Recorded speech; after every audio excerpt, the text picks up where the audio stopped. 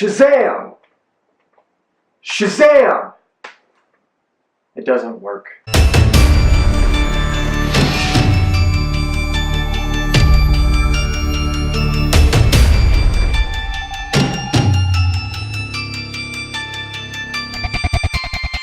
What is going on, guys? Welcome back to my channel, and this is my review for the new DC Universe film, Shazam.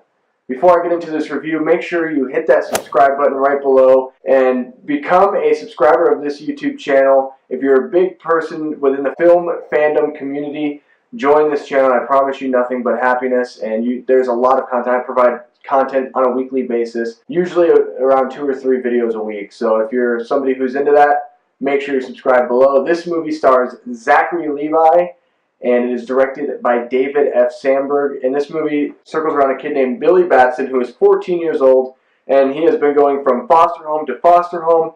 He is on a journey to try to find his mother, who abandoned him years ago, and he ends up staying at this local foster home in Philadelphia. He gets the opportunities from a magical wizard named Shazam to become a champion, to become a superhero. This is a movie that I was highly anticipating. I could not wait to see it. I loved the casting decision of Zachary Levi. I loved this whole concept of taking Big, a movie that I love so much, and making it a superhero comic book film. And I just thought that was so genius and so awe-inspiring that I just could not wait to see this movie. And how did it deliver? It was incredible. This movie is awesome. It is awesome. It is so much fun. I died laughing in the theater so much yesterday. I mean, it was one of those experiences that I'll never forget because it's such a unique comic book movie. It takes the comic book genre, kind of turns it on its head. It makes fun of the whole being a superhero aspect of it. And also it shows that Shazam is truly a character that actually has fun being a superhero, as opposed to like Batman and Superman and all the other characters, you know, Iron Man, Thor, whatever. Shazam, you can tell, is just this 14-year-old kid who loves being a superhero and just has a blast doing it.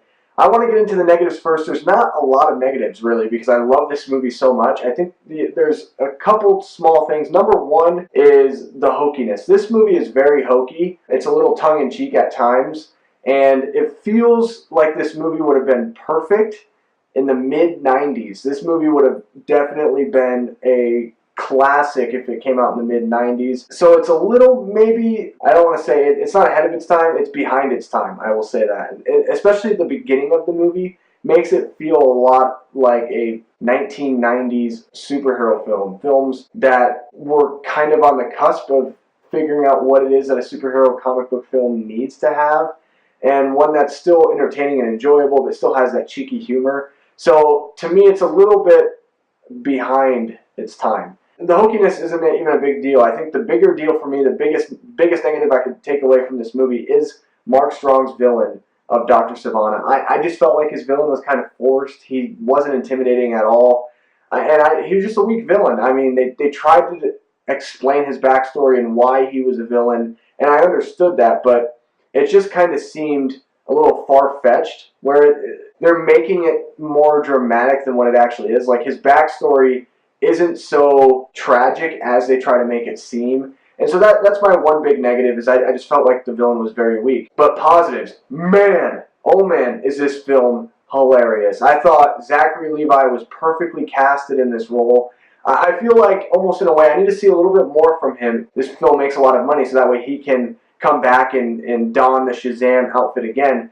But it's almost like he was kind of born to play this role, in a way. I just found him to be so irresistibly eye-catching. Every time he was on screen, I just could not take my eyes away from him because of just how fun and how funny he was. Like, he is the heart of this movie. Jack Dylan Glazer, who plays Billy Batson's best friend in the foster home, he was fantastic as well. I found him to be really funny, and I liked the fact that, because I've seen him in It, I liked the fact that in this movie, I kind of felt like the characters were similar in a way. Yeah, they're different, but they're similar in the way that they kind of are portrayed, in the way that they still have like that fun quality about them. It is definitely a lot darker than this film, obviously. Another huge positive for me is, again, the way that they use kind of that inspiration that comes from the movie Big. And that one scene in particular, they do have like a kind of a small, very, very small reference to Big, and they do it in such a classy way, and it's so unique. Because I was expecting them to say something, you know, in the lines of like Big, or like, oh, this feels like Big or whatever, but they do something so small and so incremental that when it actually came on screen, I was very shocked, and I was like, oh my gosh, that's what it is. And I never would have guessed in a million years that that's the way that they would kind of put Big into this concept of a movie and kind of make that little reference. They make, I guess, two references kind of, because at the end there's a certain sequence that takes place in a carnival, and in Big, the sequence of him going to the magic booth where he wishes that he could be big was at a carnival. So that is kind of cool, but I'm talking about another reference, and I'm not going to give it away, but when you watch the movie, you'll know exactly what I'm talking about. This movie was endearing. It was so fun. Man of Steel is still my favorite, but this one is probably number 2. I just found this movie to be so enjoyable, and the first 15 minutes bogged the movie down a little bit, but the rest of it just, man, is such a farce, and it's such a great time at the theater. I mean, I was just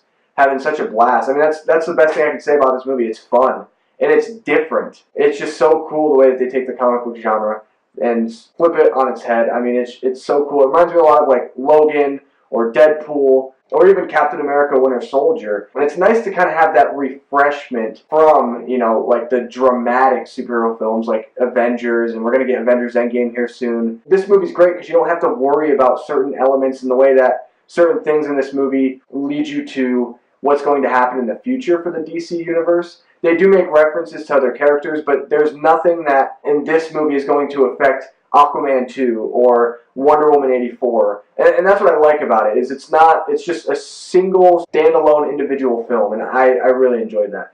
Definitely go check out Shazam. It is a movie worth your time. Go see it in theaters this weekend. It is a blast. You will love it. Anyway, guys, if you like this video, click that like button. Show me some love. Again, subscribe to my channel for more content just like this. Shazam. I will see you guys next time.